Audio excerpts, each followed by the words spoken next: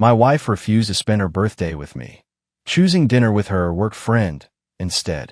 She thought I was just another clueless husband who'd never figure it out. But when my 8-year-old daughter mentioned Uncle Derek buying her ice cream, everything changed in ways she never saw coming. My name is Garrett Whitman. I'm 43 years old, and I own Whitman's Recovery Services. Basically, I'm the guy you call when your car breaks down or gets repoed. It's not glamorous work, but it pays the bills and keeps food on the table for my family. Or at least, what I thought was my family. The morning that started this whole mess was October 15th, Bethany's 38th birthday. I'd gotten up early, like I always did on her special day, to set up a little surprise. Nothing fancy, mind you. Just her favorite coffee brewing in the kitchen, a small jewelry box with earrings she'd been eyeing at the mall, and a handwritten card from our 8-year-old daughter Camila tucked beside it. Camila had worked on that card for hours the night before, drawing little hearts and writing "Happy Birthday, Mommy" in her careful second-grade handwriting. She was so excited to give it to her mom, bouncing around the house like a ping-pong ball until I finally got her settled down for bed. But when I walked into our bedroom at 7 a.m. with the coffee and gifts, the bed was empty. Cold, too, like Bethany had been gone for a while. The bathroom was dark, no sound of the shower running or her usual morning routine. Just silence. I checked my phone and found a text message sent at 6:30. Had to leave early for work. Busy day ahead. Love you. No birthday excitement. No mention of the evening plans we talked about. Just a cold, clinical message that felt about as warm as a business email. But I pushed down the weird feeling in my gut and told myself she was just stressed about work. Around noon, while I was helping Jimmy Patterson get his Buick out of a ditch on Route 9, my phone buzzed again. This time, the message made my blood run cold. Going out to dinner with Derek from the office tonight for my birthday. Don't wait up. Love you. I stared at that text for a full minute, sitting in my tow truck cab while Jimmy waited outside. Derek. She'd mentioned him before, always casually, always with that little laugh that meant nothing serious. Just a work friend, she'd say. He's practically like a brother. But brothers don't take married women out for birthday dinners. And wives don't ditch their husbands and daughters for coworkers. At least, not the wives I knew. I texted back immediately. What about Camila's school concert tonight? She's been practicing for weeks. The response came back lightning fast. You can handle it. She'll understand. That's when I knew something was seriously wrong. The Bethany I married would never miss our daughter's first solo performance. Not for all the Derek Morrisons in the world. I spent the rest of that afternoon running calls, but my mind wasn't on work. Every time I pulled someone's busted Honda out of a parking lot or jumped a dead battery, I kept thinking about that text message. The more I replayed it in my head, the more wrong it felt. When I got home around 5, Camila was sitting at the kitchen table doing homework, her little legs swinging from the chair. She looked up at me with those big brown eyes, Bethany's eyes, and asked the question that hit me like a sledgehammer. Daddy, is Mommy coming to my concert tonight? I knelt down beside her chair, trying to keep my voice steady. Well, sweetheart, Mommy has to work late tonight, but I'll be there, and I'll cheer extra loud for both of us. Camila's face fell, but she promised she'd come. I practiced my song just for her. That's when something inside me shifted. My wife could lie to me all she wanted, but watching my daughter's disappointment, that was crossing a line I didn't even know existed. I helped Camila get ready for the concert, braiding her hair the way Bethany usually did it, though mine came out lopsided and she had to fix it herself. As we drove to the school, she kept asking when Mommy would be home, and I kept making excuses I didn't believe myself. The concert was in Jefferson Elementary's cafeteria, folding chairs arranged in crooked rows while parents balanced coffee cups and smartphones. I found a seat in the third row, right where Camila could see me. When it was her turn to sing "This Land Is Your Land" with her class, she searched the crowd until she found my face.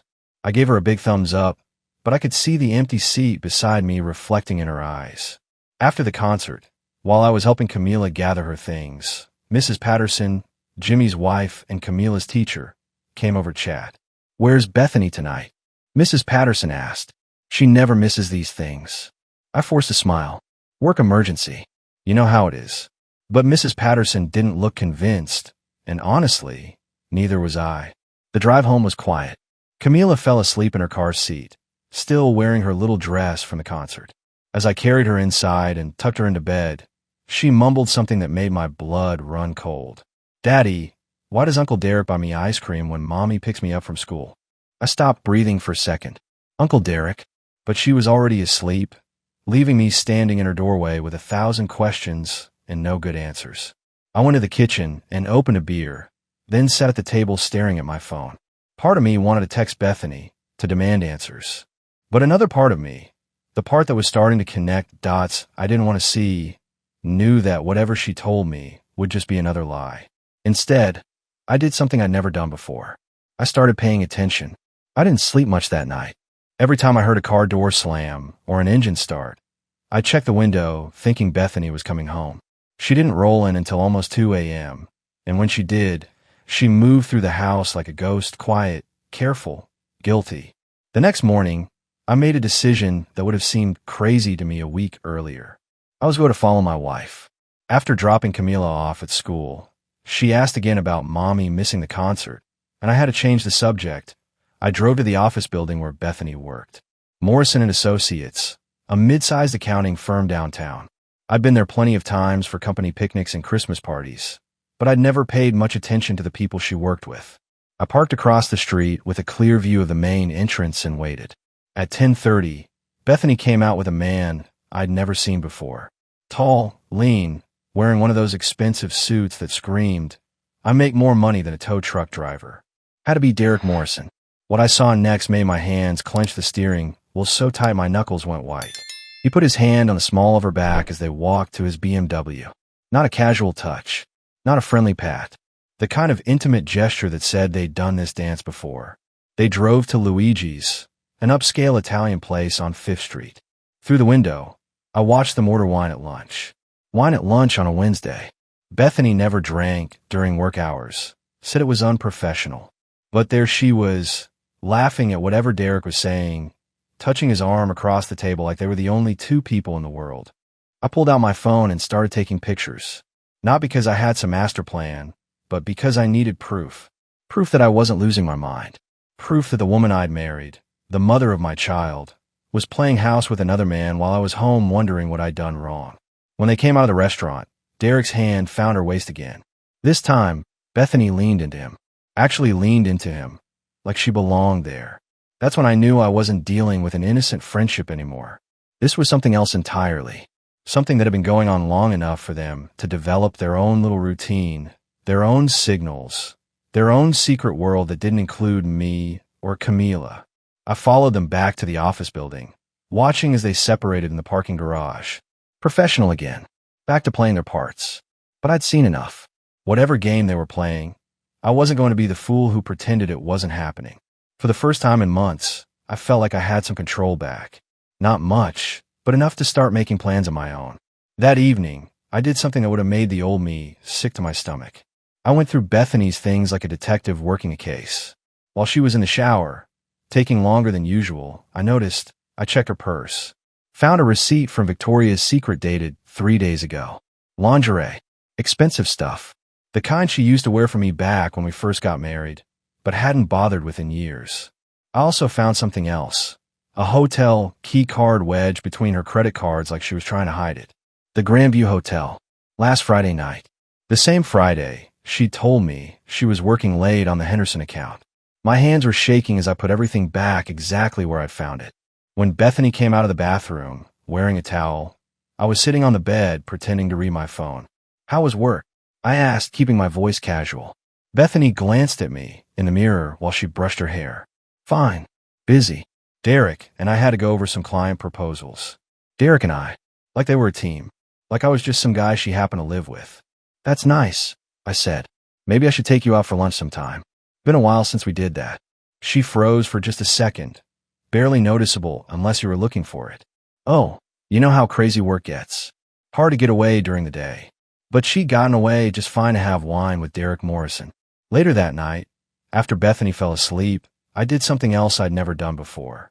I called my buddy Mike Torres, who runs a private investigation service. We'd known each other since high school, and he'd helped me out of a few jams over the years when customers tried to stiff me on towing fees.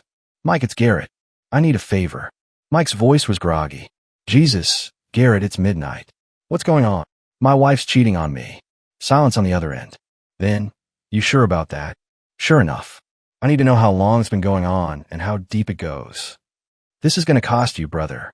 And once you know, you can't unknow it. I looked over at Bethany, sleeping peacefully beside me, her face relaxed and innocent in the moonlight. In a few hours, she'd wake up and kiss my cheek and tell me she loved me, just like she had every morning for the past 8 years.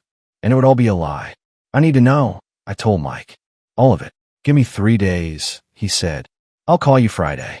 3 days to find out if my marriage was worth saving or if I needed to start planning a very different kind of future. 3 days to decide if I was going to keep playing the fool or start fighting back.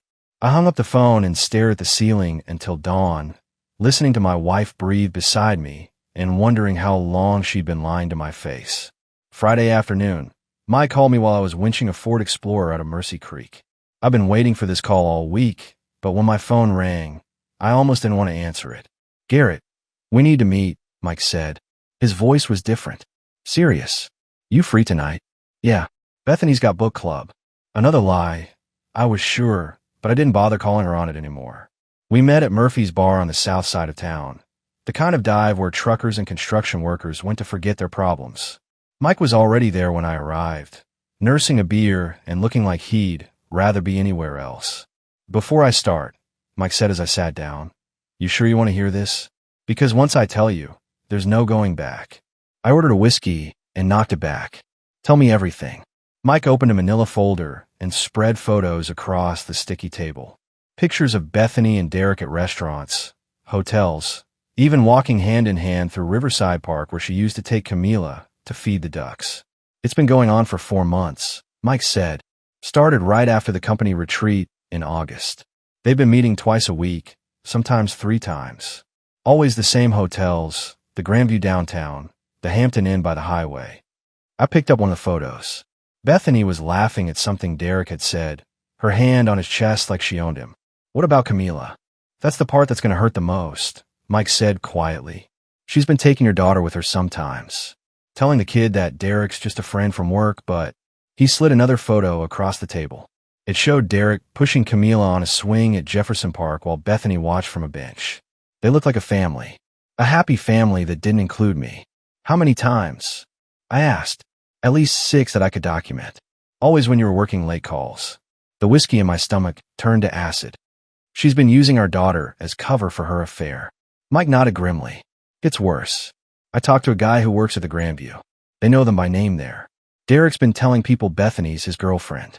Not his affair, not his side piece. His girlfriend. I stared at the photos until they blurred together. 4 months of lies. 4 months of watching me kiss her goodbye in the morning while she planned her next secret meeting. 4 months of using our 8-year-old daughter as an unwitting accomplice. There's one more thing, Mike said. Derek Morrison isn't just some random coworker. He's the boss's nephew. Management track. Word is Bethany's been angling for a promotion, and sleeping with Derek is her ticket to the top. That hit me like a physical blow.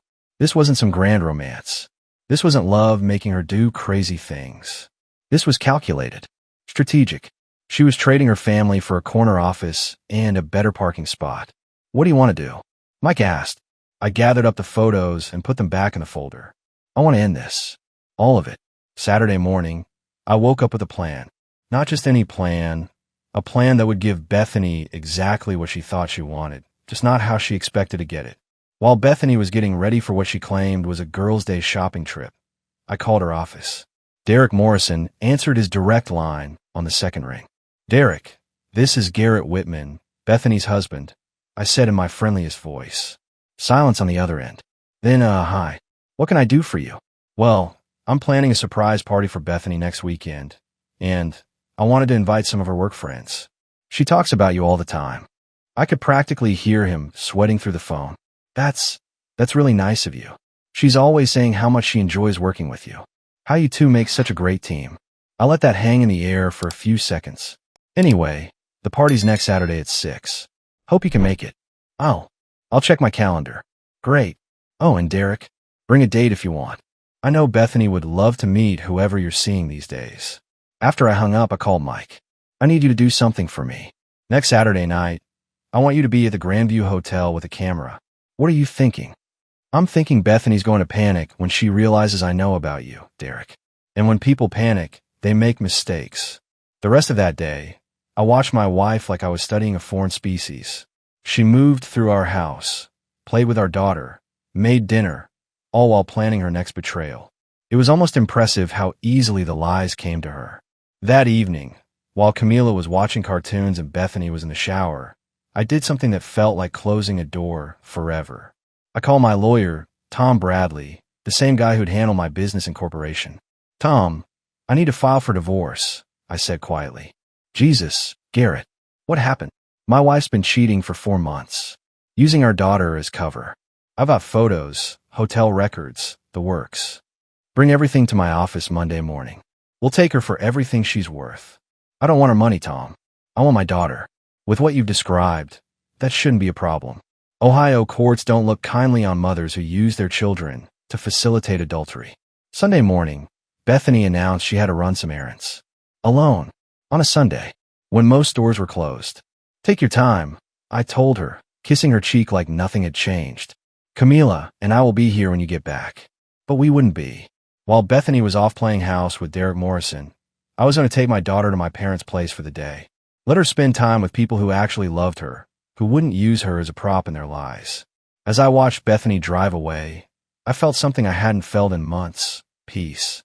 Not happiness, not relief, but the quiet certainty that comes from finally knowing exactly where you stand. The games were over. It was time to end this. Saturday arrived like Judgment Day. I'd spent the week making calls, sending invitations, and setting up what would look like a normal surprise party for Bethany's birthday. The only surprise was going to be mine. I picked up Camila from my parents' house around noon. She'd been excited all week about Mommy's party, helping me plan decorations and games. It broke my heart that she had no idea this would be the last family party we'd ever have together. Daddy, when do we get a surprise, Mommy? Camila asked as we hung streamers in the living room. Soon, sweetheart. Very soon. By 5:30, people started arriving. Bethany's sister Karen came first, then a few neighbors, some folks from my auto shop, real friends and family, the kind of people who'd been part of our lives for years, the kind who deserved to see what Bethany had really been doing behind closed doors. At 6 o'clock sharp, Derek Morrison walked through my front door like he owned the place. He'd brought flowers, expensive ones, and was wearing a suit that probably cost more than I made in a week. The nerve of this guy, showing up at my house with gifts for my wife while he'd been sleeping with her for 4 months. Garrett, Derek said, extending his hand like we were old friends. Thanks for inviting me. Where's the birthday girl? I shook his hand, gripping it just a little too tight. She'll be here any minute. Can I get you a drink? Sure. Beer's fine. I handed him a Corona and watched him scan the room, probably looking for escape routes. Smart man. He was going to need them. At 6:15, Bethany walked in carrying grocery bags, calling out that she'd picked up last-minute supplies for the party. When she saw the crowd of people in our living room, her face lit up with genuine surprise. Oh my God. You guys, she said, setting down the bags and accepting hugs from everyone. I can't believe you did this. But when her eyes landed on Derek standing by our fireplace, her smile faltered. Just for a second, but I caught it. So did Karen, who glanced between her sister and Derek with a puzzled expression. Derek, Bethany said, recovering quickly. What a surprise. I didn't know Garrett had invited people from work. Derek raised his beer bottle. Wouldn't miss it. Happy birthday, Bethany. The way he said her name, intimate, familiar, made several people turn and look. My neighbor Bob raised an eyebrow. Karen's expression shifted from puzzled to suspicious.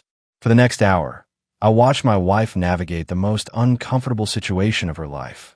Every time Derek tried to approach her, she found an excuse to move away.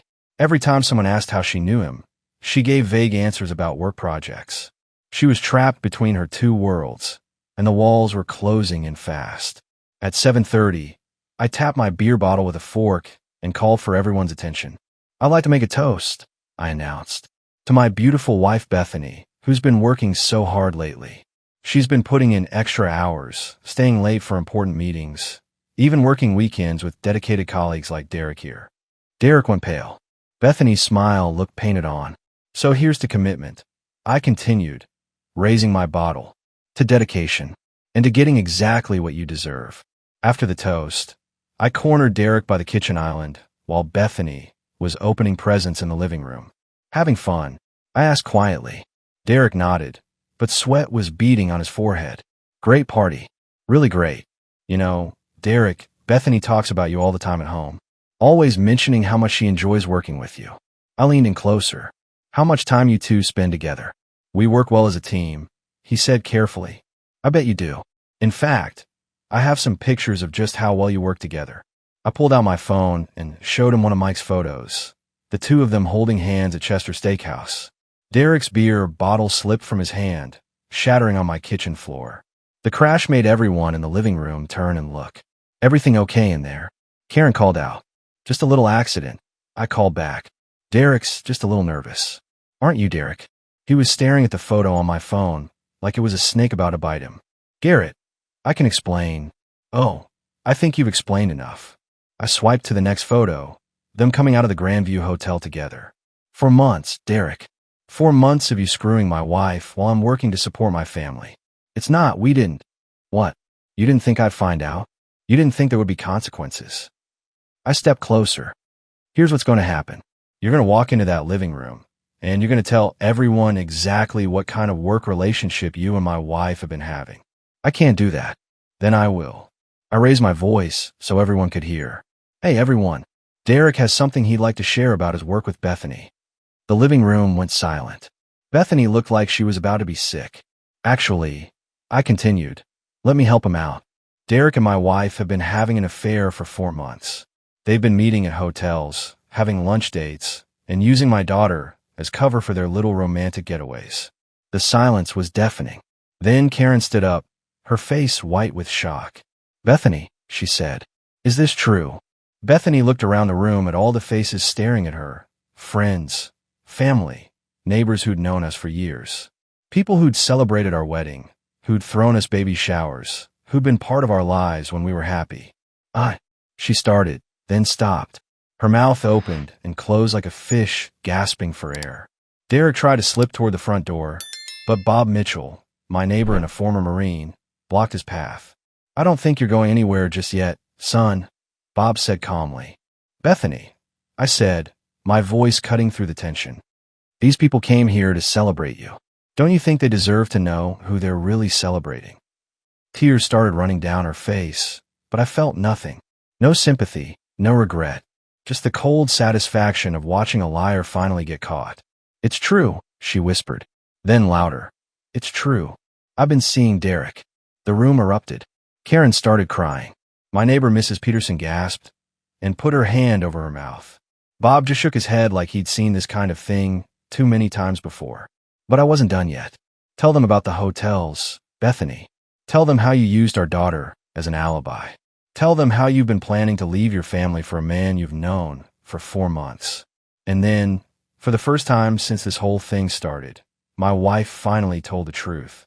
The party ended faster than a fire drill. Within 20 minutes, our living room was empty except for Bethany, Derek, and me. Karen had taken Camila to her house. Until you two figure this mess out, she'd said, giving her sister a look that could have stripped paint. Derek stood by the front door, like a cornered animal, checking his watch every few seconds.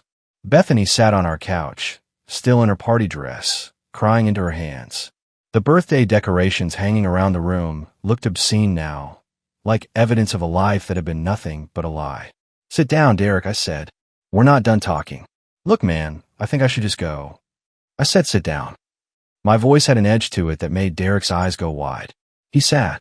I walked to the closet by our front door and pulled out a manila envelope, the same one Mike had given me a week ago. Before you leave, Derek, I think there are a few things you should know about the woman you've been screwing. Garrett, please, Bethany started. Shut up. I didn't even look at her. You had your chance to tell the truth. Now it's my turn. I spread the photos across our coffee table like I was dealing cards. Pictures of them at hotels, restaurants, walking hand in hand through parks. For months of evidence that they thought would never see the light of day. This is what your great love affair looks like from the outside, I told Derek. Cheap hotel rooms and lies. Real romantic. Derek stared at the photos, his face growing paler with each one. How did you? Private investigator. Turns out, when you're not very careful about hiding an affair, It's pretty easy to document. I picked up one of the photos, them kissing in the parking lot of the Grandview Hotel. This one's my favorite. You look so happy together. Bethany was sobbing now, but I felt nothing for her. Nothing but cold, calculated anger. Here's the thing, Derek, I continued. You thought you were playing house with a free woman. But Bethany's not free. She's married. She has a daughter. She has responsibilities that she's been ignoring while she played fantasy girlfriend with you. We love each other, Derek said weakly. I laughed. A harsh, bitter sound. Love? Is that what you call it when you use an 8-year-old girl as cover for your affair? When you let her call you Uncle Derek while you're sleeping with her mother? Derek's face went white. She said you two were getting divorced anyway, that it was just a matter of time. Did she? I looked at Bethany. Is that what you told him? That our marriage was already over? Bethany couldn't meet my eyes. I thought. You thought what? That you could rewrite history to make yourself feel better about being a cheater. I pulled out another envelope, the one Tom Bradley had prepared for me that morning. Well, here's some good news, Derek. Bethany wasn't lying about the divorce part, just about the timing. I handed him the papers. Congratulations. You just helped destroy a marriage and traumatize a little girl. Hope it was worth it. Derek looked at the divorce papers like they were written in a foreign language. Garrett, I swear I didn't know. You didn't know she was married? You didn't know she had a daughter? Or you just didn't care as long as you got what you wanted? The silence stretched between us like a loaded gun. Finally, I walked to the front door and opened it. Get out of my house, Derek. And if I ever see you near my daughter again, we're going to have a very different kind of conversation. Derek left without another word. And suddenly it was just Bethany and me in the house we called home for 6 years. The silence felt different now. Not peaceful, but empty. Like the life had been sucked out of the walls along with the lies. What happens now? Bethany asked quietly. I sat down across from her, the divorce papers still scattered on the coffee table between us. Now you pack your things and figure out where you're going to live. But the house is mine. Bought it with money from my business before we got married. Tom Bradley was very clear about that. She looked around our living room like she was seeing it for the last time. Maybe she was. What about Camila? What about her? When do I get to see her? I leaned forward, my voice steady and cold. That depends on you. If you fight me on this, if you try to drag our daughter through a custody battle, you'll see her every other weekend under supervision. If you're smart, if you sign the papers and make this easy, we can work out something more reasonable. She's my daughter too. Then you should have thought about that before you decided Derek Morrison was more important than your family. Bethany was crying again, but I was done being moved by her tears.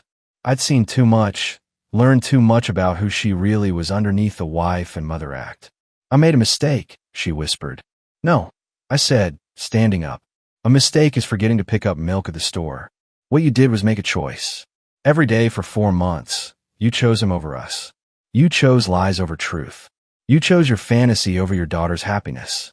I walked to the window and looked out at the street where Camila used to ride her bike, where we used to take evening walks as a family.